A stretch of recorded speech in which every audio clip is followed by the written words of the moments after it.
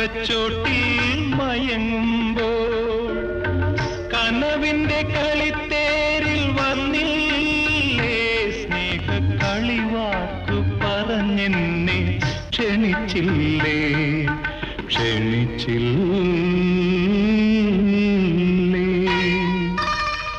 ഇളവന്നൂർ മഠത്തിലെ ഇണക്കുയിലെ മാറിൽ